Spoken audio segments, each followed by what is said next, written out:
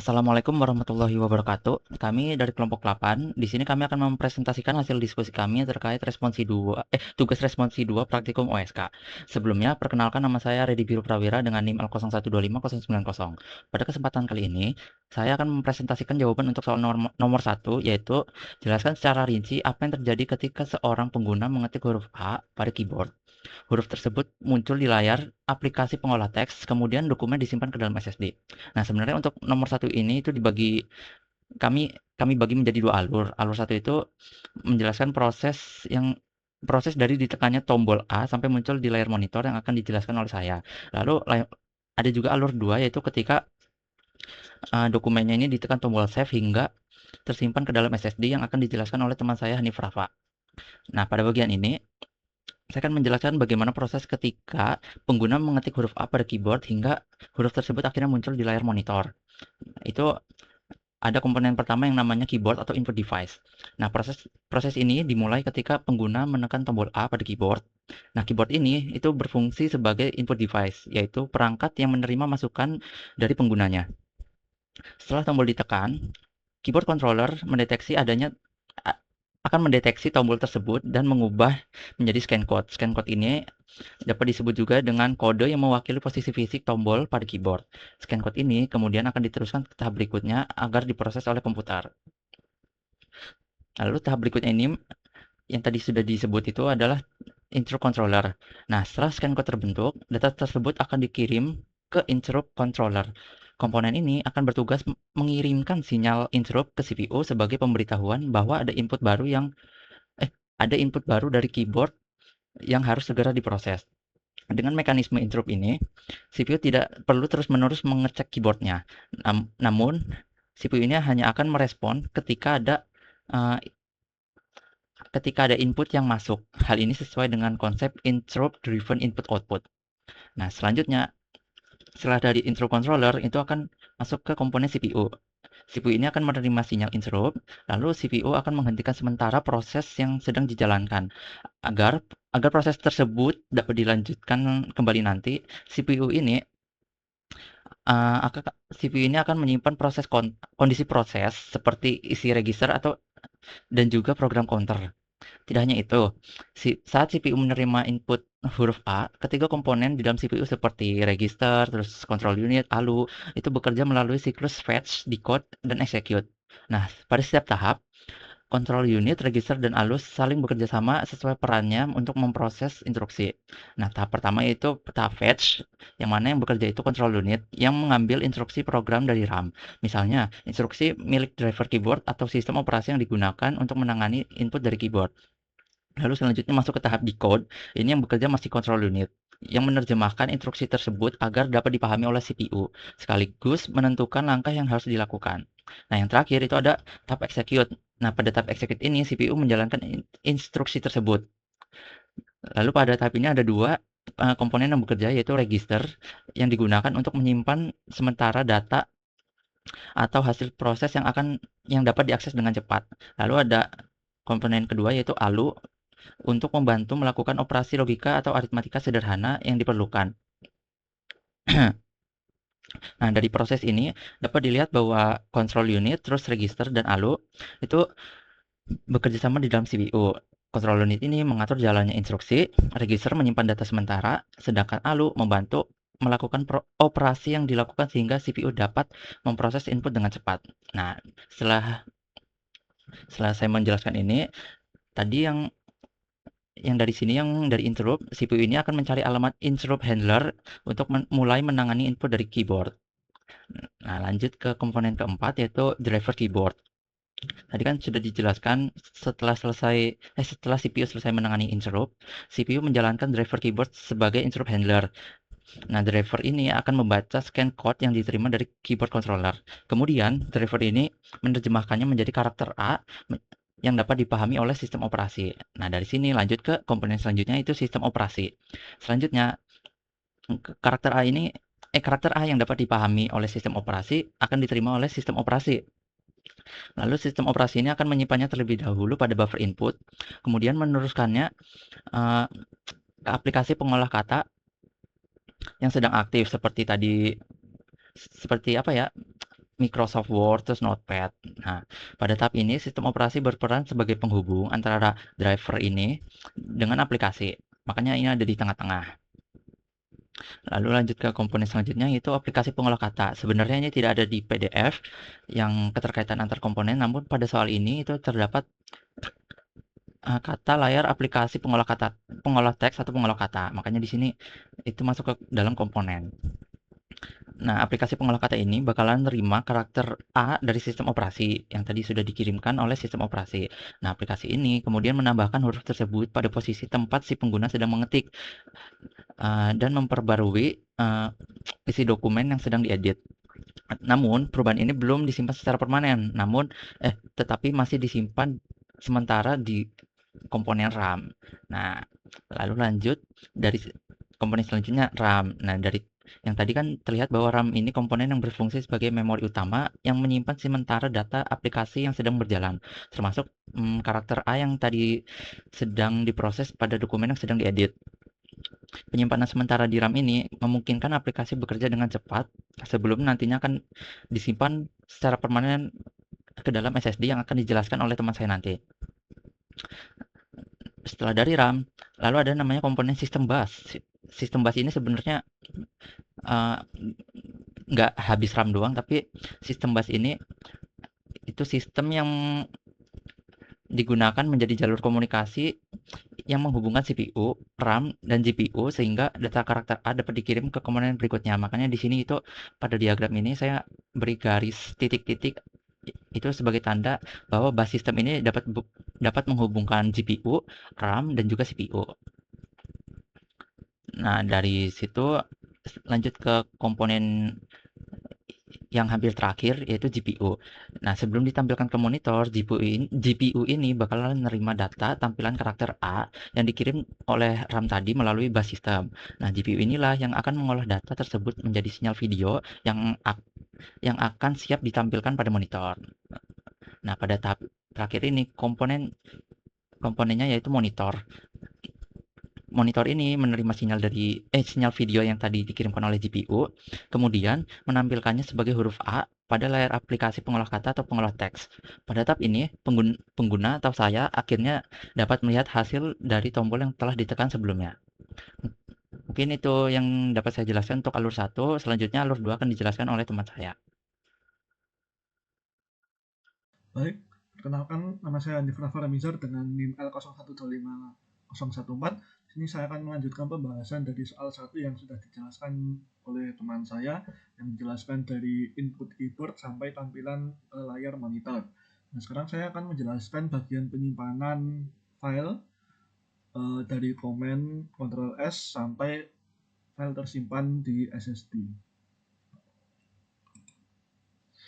Nah, berikut diagram singkatnya. Tadi kan pengguna menekan komen Ctrl S, selanjutnya akan menjalankan sistem operasi akan menangkap komen tersebut, lalu membuat instruksi, akan dialurkan ke file system, lalu CPU akan menangkap instruksi dari sistem operasi tersebut, lalu disalurkan datanya ke bus system, lalu bus system akan menyalurkan datanya ke SSD.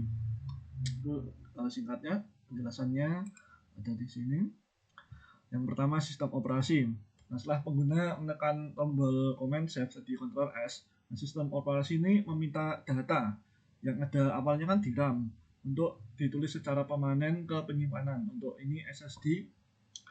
Lalu sistem operasi akan meneruskan perintah ke file system yang akan dikelola untuk path dan nama filenya dan seterusnya. Selanjutnya untuk file system, setelah instruksi dari sistem operasi dijalankan file system menentukan lokasi penyimpanan file, lalu juga mengatur metadata dan menerjemahkan perintah dari sistem operasi menjadi blok-blok yang akan ditulis dan dialokasikan pada ruang penyimpanan SSD. Lalu selanjutnya ada di CPU. Control unit mengambil instruksi dari sistem operasi lalu mengarahkan data tersebut ke RAM, dari RAM menuju SSD. Jadi untuk kontrol unitnya tadi mengarahkan data, orang registernya menyimpan alamat sementara memori dan status instruksi dari sistem operasi tersebut. Setelah ke CPU, lalu data tersebut dipindah ke bus system yang akan menjalankan perpindahan data dari RAM menuju SSD. Nah, bus-bus ini terdiri dari data bus, address bus, dan control bus. Data bus ini berfungsi untuk membawa data itu sendiri, address bus itu untuk membawa alamat tujuan data, misal file apa gitu, ada path-nya. Terus terakhir control bus itu berfungsi untuk membawa perintahnya, membawa instruksi read to write.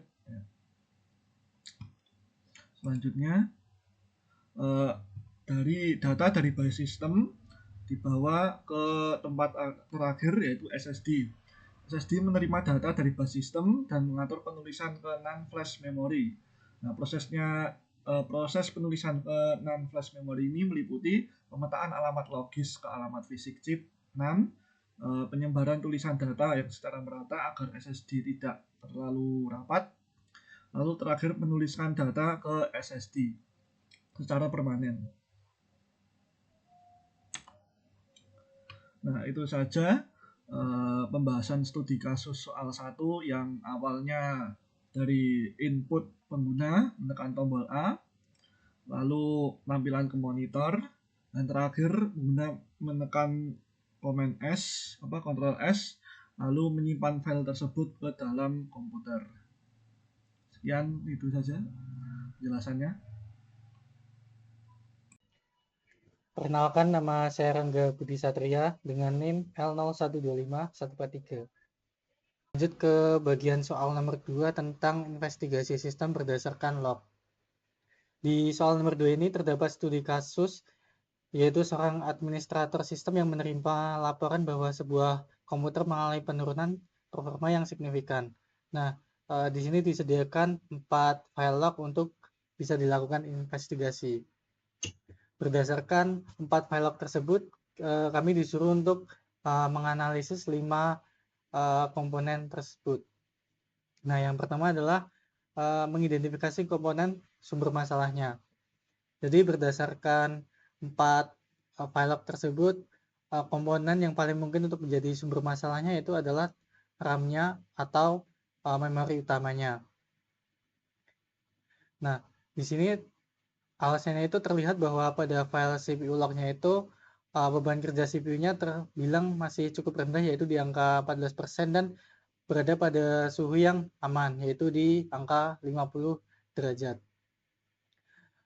Selain itu, pada file storage log-nya itu juga menunjukkan bahwa kapasitasnya masih banyak, yaitu dan penggunaan penyimpanannya juga masih di angka 10% dan status hold-nya yang juga masih sangat bagus dengan 0 kegagalan read and write-nya. Nah, jadi sangat tidak mungkin jika penurunan performa komputer tersebut disebabkan karena terjadinya bottleneck pada prosesor atau ada kerusakan pada storage device-nya.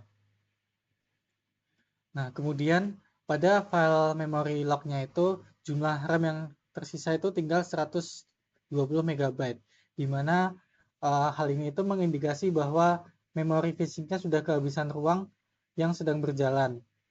Nah, saat RAM itu penuh, sistem operasi akan memindahkan blok memori yang tidak aktif sementara ke virtual memory atau swap space yang ada di dalam storage. Nah, kemudian ketika swap usage-nya itu hampir penuh, yang jika pada kasus ini itu di angka 95%, itu artinya bahwa sistem sedang kerja keras untuk menggunakan memori sebagai cadangan. Kemudian ketika sistem operasi mencoba untuk mengakses memori yang ternyata tidak ada di dalam fisik RAM, sehingga sistem operasi itu harus mengambil dari virtual memorinya di storage, maka akan terjadi page fault. Nah, pada kasus ini terhitung page fault-nya itu di angka 850.000. Hal ini itu terbilang sangat tinggi karena kecepatan baca storage itu jauh lebih lambat dibandingkan RAM, sehingga antrean panjang untuk pengambilan data data ini itu menahan seluruh proses di dalam sistem RAM yang mengakibatkan penurunan performa secara drastis. Nah, kemudian analisis mengenai apakah sistem itu mengalami tracing atau tidak, jika mengacu pada definisinya yaitu tracing adalah suatu kondisi kritis di mana sistem operasi menghabiskan lebih banyak waktu untuk melakukan paging atau proses tukar data bolak-balik antara RAM dan swap space, maka bisa dibilang sistem mengalami tracing. Nah, hal tersebut juga dibuktikan pada file CPU log dan storage lognya itu ya di angka 14%, di mana jika komputer itu mengalami penurunan performa karena menjalankan aplikasi yang berat, maka itu CPU usage-nya bisa di angka yang sangat tinggi atau bisa mendekati 100%. Perkenalkan, nama saya Asa Ananda Putri dengan NIM L01250774. Di sini saya akan mempresentasikan responsi OSK yang kedua dengan menjawab nomor 2, C, dan E. Nomor 2C yaitu mengenai hubungan RAM, virtual memory, swap space, dan page fault. Berikut ini adalah pengertian RAM dan virtual memory yang membedakan keduanya. RAM merupakan memori utama yang digunakan CPU untuk menyimpan data dan instruksi yang sedang diproses. Memiliki kecepatan akses yang sangat tinggi dan kapasitas yang terbatas. Selanjutnya, virtual memory merupakan mekanisme yang membuat sistem seolah memiliki memori tambahan yang lebih besar dari RAM fisik, atau yang disebut memori cadangan. Virtual memory digunakan saat kapasitas RAM hampir habis, yang memanfaatkan swap space untuk penyimpanan sementara. Berikutnya yaitu cara kerja virtual memory. Yang pertama, saat program dijalankan, maka membutuhkan instruksi dan data yang disimpan di RAM. Namun jika RAM hampir penuh, maka sistem operasi memindahkan data yang jarang digunakan ke swap space. Hal ini disebut dengan paging. Kemudian, program tersebut dapat dijalankan kembali karena RAM telah memiliki ruang kosong untuk proses baru tersebut. Selanjutnya yaitu mengenai page fault yang terjadi ketika CPU membutuhkan data yang tidak berada di RAM, melainkan masih berada di swap space.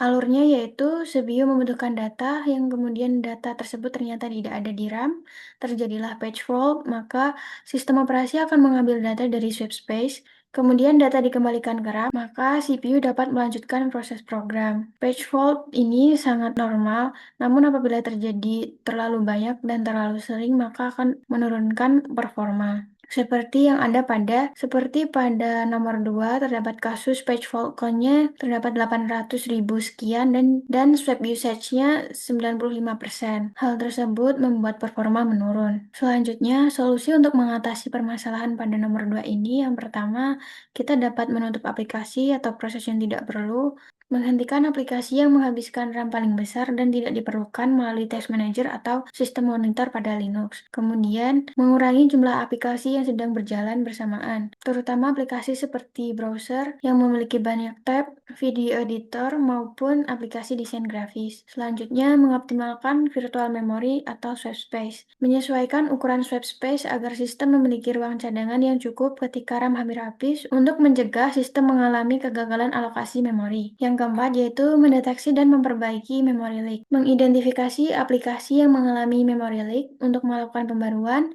perbaiki konfigurasi, atau mengganti aplikasi dengan versi yang lebih stabil. Dan yang terakhir yaitu menambah kapasitas RAM. RAM yang lebih besar, maka lebih banyak data dan aplikasi yang dapat disimpan langsung di memori utama, sehingga sistem tidak menggunakan swap space terlalu sering.